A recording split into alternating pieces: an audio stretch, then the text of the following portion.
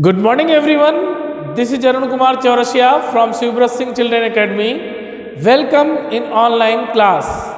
In previous lecture, we have already read about the cloth market in erode putting out system and Weaver cooperative.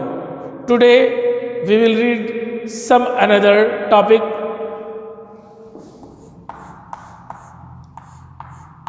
The garments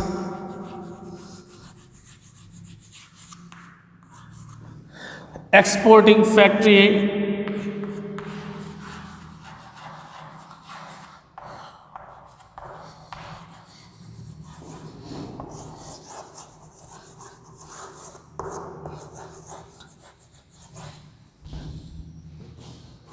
near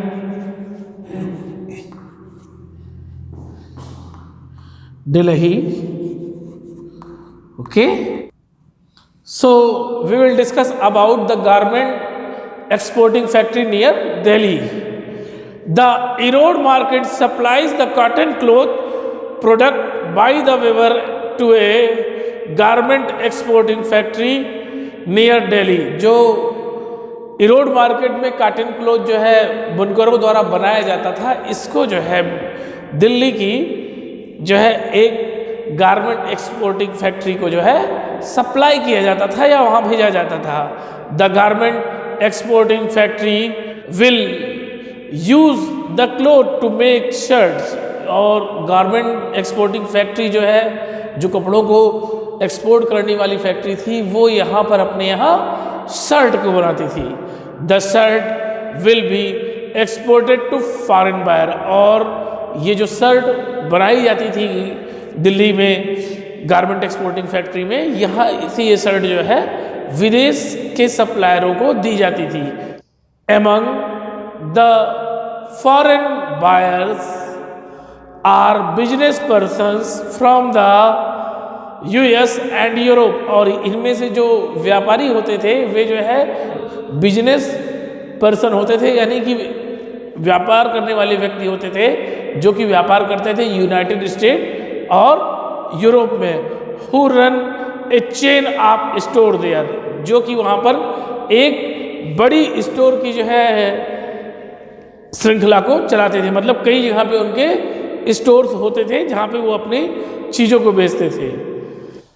These large store business strictly on their own terms. ये जो मतलब कि stores होते थे, बड़े store, ये जो है अपने जो है शर्तों पर चीज़ों को जो है चीज़ों का व्यापार करते थे. They demanded the lowest price for the supplier. ये जो है व्यापारी से कम कीमत में जो है चीज़ों को लेना चाहते थे. In addition they set high standard for quality of production and term of delivery. और ये जो है इसके अलावा इसके बदले में वो लोग जो है जो सप्लायर होते थे वो जो है कपड़े की अच्छी क्वालिटी जो है लेना चाहते थे, और वो भी समय पर. मतलब उनकी ये शर्त थी कि वो जो है सप्लायर को कम से कम पैसे में जो है उनकी सबसे पहले वे जो है बहुत कम कीमत सप्लायर को देते थे, और उससे इसके बदले में डिमांड करते थे कि वह जो है अच्छा सा अच्छा प्रोडक्शन जो है कपड़ों का उनको दे, और वो भी सही समय पे. Any defects on delay in delivery is dealt with strictly. और किसी भी तरह के जो विलम्ब होता था वो जो है वो बहुत कठोरता से उस पर जो अपना विरोध जताते थे. मतलब वो जो है जब भी उनकी किसी भी डिलीवरी में डिले हो जाता था किसी कारण से, तो वो उसको बड़ी स्ट्रिक्टली फॉलो करते थे. So the exporter tries his best to meet the condition set by the powerful buyers. तो जो यहाँ पे ट्रेडर या एक्सपोर्टर होता था वो जो है यह प्रयास करता था कि जिस कंडीशन पे जो है फॉरेन बायर ने उससे कहा है कि कि चीज़ें आसानी से पहुंच जाए, उस कंडीशन को जो है एक्सपोर्टर हमेशा फॉलो करता था। Face with such pressure from the buyers, the government exporting factory in turn try to outcast, मतलब जो बायर के द्वारा ये दबाव उन पर बनाया जाता था, इसके लिए जो है, इससे निपटने के लिए जो एक्सपोर्टिंग गारमेंट फैक्ट्री थी वो जो है अपने पास अधिक से अधिक मात्रा में जो है चीज़ों को बनाने का प्रयास करती थी और कम से कम कीमतों पर। They get the maximum workout of the workers of the lowest possible wages, वो यह प्रयास करते थी कि वो ज़्यादा से ज़्यादा वर्करों से काम ले सके कम से कम पैसों में। जो गारमेंट एक्सपोर्टिंग फैक्ट्री होती थी वो यह प्रयास करते कि मजदूर ज़्यादा से ज़्यादा काम करें पर उनको जो है कम से कम पैसे दिए जा सके, ठीक है। This way they can maximise their own profits and also supply the garment to foreign buyer at a cheap price. इसके कारण जो है वो अपने उत्पादन को अधिक से अधिक करते थे और इसके अलावा जब वो उत्पादन अधिक से अधिक करते थे तो वे चीज़ों को जो है, जो विदेश के जो ग्राहक थे या व्यापारी थे, उनको भी जो है कम से कम कीमत में चीज़ों को दे पाते थे, ठीक है ना। Okay, the implex garment factory has 70 worker, मतलब जो बहुत बड़ी फैक्ट्री होती थी या जो जटिल फैक्ट्री होती थी वहाँ पर लगभग जो है 70 जो है वर्कर काम करते थे, ठीक है ना। Most of them are women, इनमें से ज़्यादातर क्या होती थी, औरतें होती थी। Most of these employer are employed on a temporary basis, ज़्यादातर इसमें जो लोग रहते थे या जो मतलब लोग यहाँ पे कार्य करते थे उनको टेम्पररी मतलब कि जो है अस्थायी रूप से यहाँ पर कार्य दिया जाता था, क्योंकि this means whenever the employer feels that a worker is no needed the worker can be asked to leave. क्यों?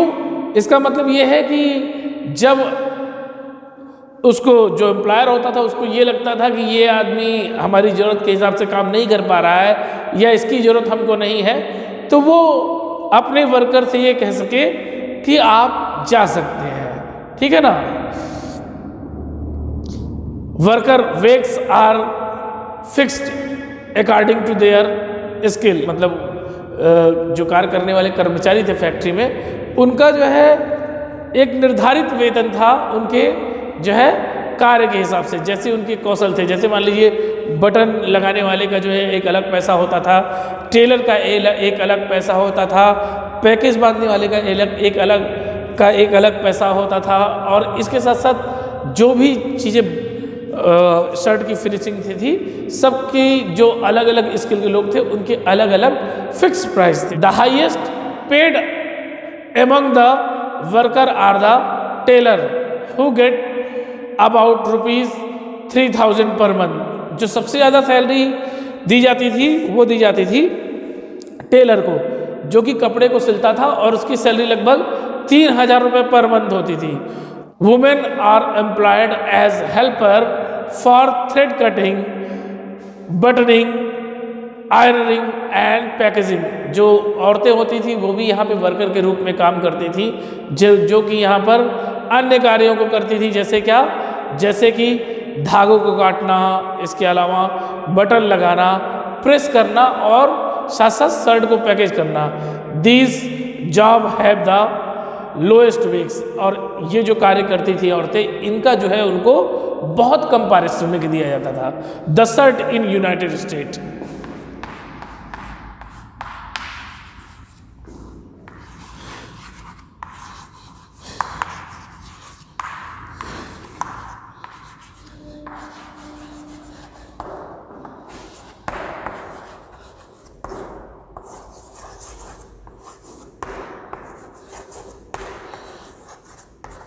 United States is a very developed country and it is a part of the North America continent, and the capital of United States is Washington DC. Okay, so let's read about the United States. A number of shirts are on display at a large clothes shop in the United States, and that is each shirt sell for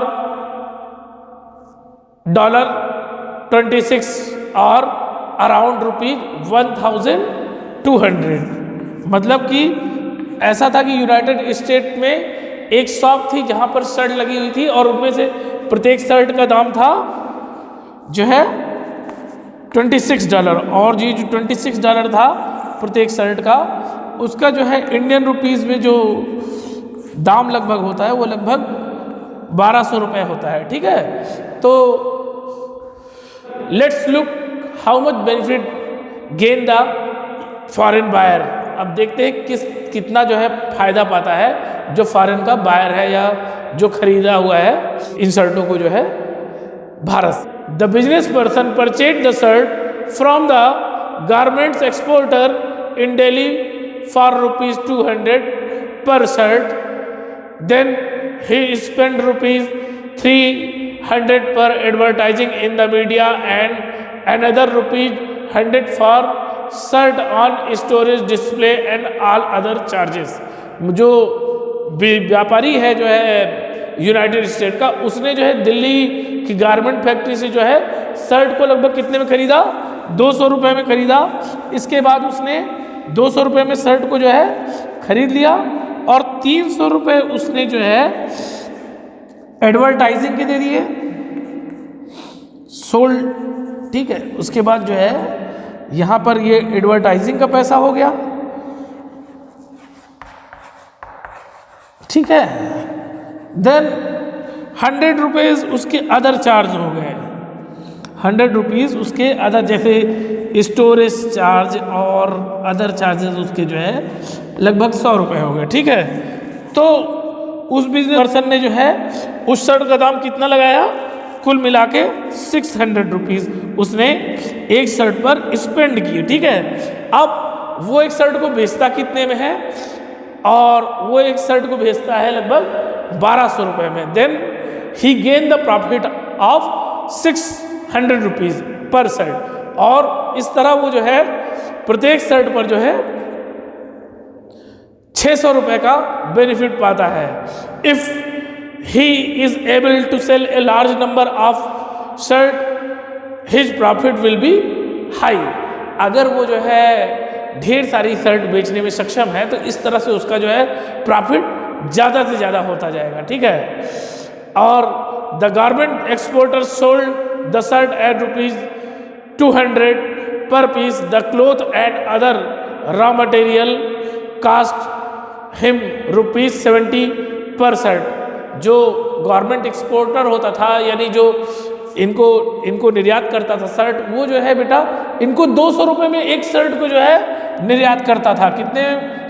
इनको एक shirt जो है 200 रुपये में देता था, और उसकी टोटल कास्ट कितनी आती थी, टोटल कास्ट आती थी एक शर्ट पर 70 रुपीज़ की। ठीक है, तो इस तरह जो 70 रुपये की शर्ट पे लागत आई हुई है, उस शर्ट को वो जो है उनको 200 रुपये में बेचता था। ठीक है, और the workers wage cost another ₹15 per shirt, the cost of the running his office came to ₹15 per shirt. अगर मान लिया जाए कि जो है इसके 70 रुपये उसके टोटल जो है खर्च होते थे, किस पे, टोटल खर्च होते थे केवल शर्ट पर। ठीक है, इसके अलावा वो वर्कर्स को जो है वर्कर्स की जो सैलरी होती थी उसके रूप में खर्च करता था 15 रुपीज़।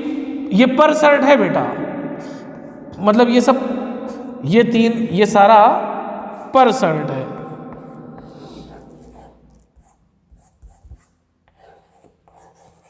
ठीक है, और इसके अलावा वो अपने ऑफिस पर इनके लिए जो है लगभग 15 रुपीज़ खर्च करता था। इस तरह से जो एक्सपोर्टर होता था उसकी जो टोटल कास्ट होती थी वो होती थी जो है 100 रुपये, और 100 रुपये की जो है चीज़ को जो बनाता था वो अपने यहाँ, उसको जो है वो 200 रुपये में एक्सपोर्ट करता था।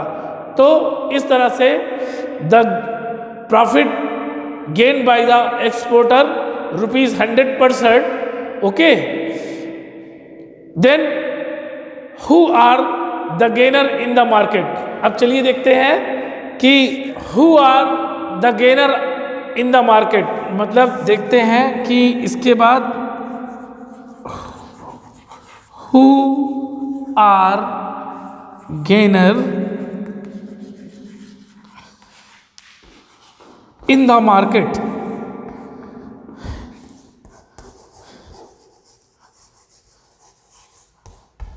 कौन जो है मार्केट में जो है ज़्यादा फायदा कमाता है, या किसको मार्केट से जो है ज़्यादा फायदा हुआ। A chain of market links the produce of cotton to buyer at the supermarket. जो बेटा क्या कहते हैं, एक जो है मार्केट में एक श्रृंखला बंधी होती है जहाँ पर जो है कॉटन का प्रोडक्शन होता है, वहाँ से लेकर सुपर मार्केट तक शर्ट को पहुँचने के लिए मार्केट में एक श्रृंखला होती है, और इनमें मतलब buying and selling take place at every step in this chain. मतलब कि जो खरीदना और बेचना है ये जो है इस जो है चैन में हर स्थान पर चलता रहता है। क्यों? क्योंकि सबसे पहले जैसे देखिए, सबसे पहले कॉटन जो है कॉटन का प्रोडक्शन होता है जो है कहाँ पर, कुरनूल में। कुरनूल से जो है एरोड की मार्केट में जो है इनको जो है एज ए कॉटन बाल्स लाया जाता है। देन जो है पुटिंग आउट सिस्टम के तहत जो है इनको जो मर्चेंट होता है वो जो है वेवर को देता है, वेवर इनको फिर जो है फुली फर्निश्ड क्लॉथ देता है। अब मर्चेंट इस क्लॉथ को जो है दिल्ली की जो है गारमेंट फैक्ट्री को देता है, जो कि गारमेंट फैक्ट्री इसको जो है क्या करती है, शर्ट बनाती है और एक्सपोर्ट कहाँ करती है, फॉरेन बायर को करती है। तो हम लोगों ने देखा कि किस तरह से जो है बाई और सेलिंग जो है स्थान लेती है सभी जगह का। Okay, let us recall, did they all gain as much there were people who needs profit in this market and these were some who did not gain as much for this buying and selling। क्या इसमें सभी लोगों को जो इसमें चीज़ों को खरीदते बेचते हैं, क्या सभी लोगों को बेटा एक बराबर जो है फ़ायदा मिलता है, या इनमें कुछ ऐसे भी हैं जिनको जो है फ़ायदा कम या ज़्यादा मिलता है? नहीं, इसमें सभी लोगों को फ़ायदा एक बराबर नहीं मिलता।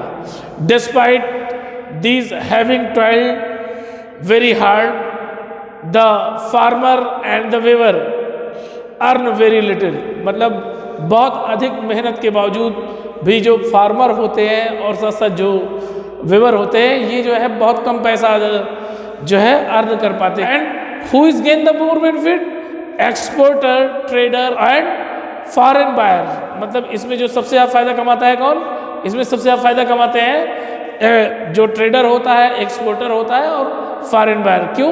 क्योंकि ये ज़्यादा मात्रा में चीज़ों को बेचते हैं और ज़्यादा मात्रा में जब ये चीज़ों को लेते हैं होलसेल में तो इनकी कॉस्ट प्राइस कम आती है।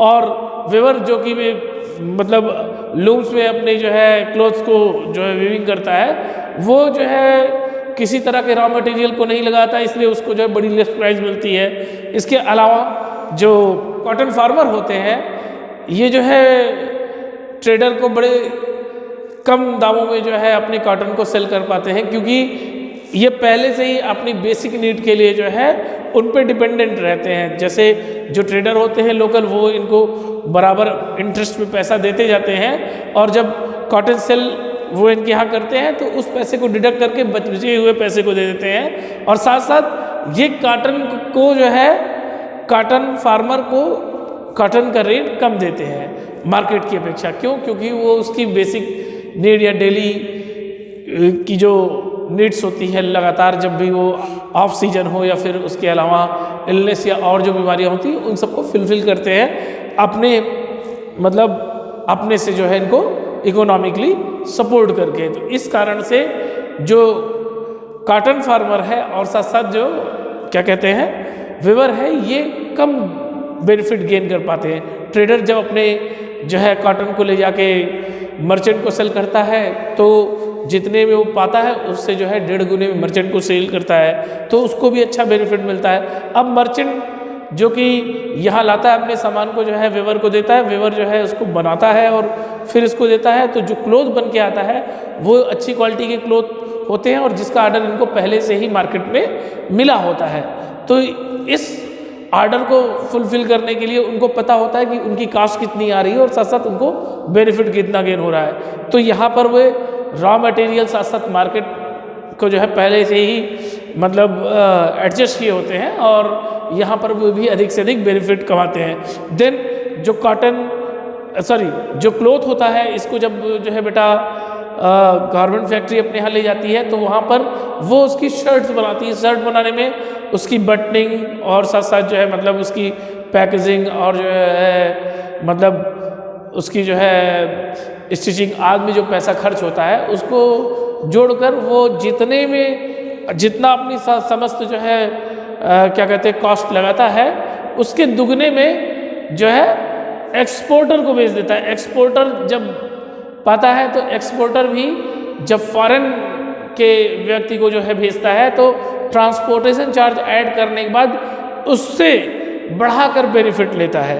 तो और उसके बाद जब फॉरेन का जो बायर होता है जितनी कॉस्ट उसकी टोटल एडवर्टाइजिंग प्लस जो है स्टोरेज प्लस जो है सेलिंग ऑफ शर्ट में लगी रहती है उसके जो है जस्ट डबल में वो जो है अपने स्टोर में उसको लगाता है और उसको सेल करता है जिससे कि उनको अधिक से अधिक बेनिफिट होता है। So the amount of benefit is not equal here. So this is all about the cloth exporting garment factory in Delhi and the shirt in United States and the person who gain the more benefit. We will meet in next lecture in next day. Thank you.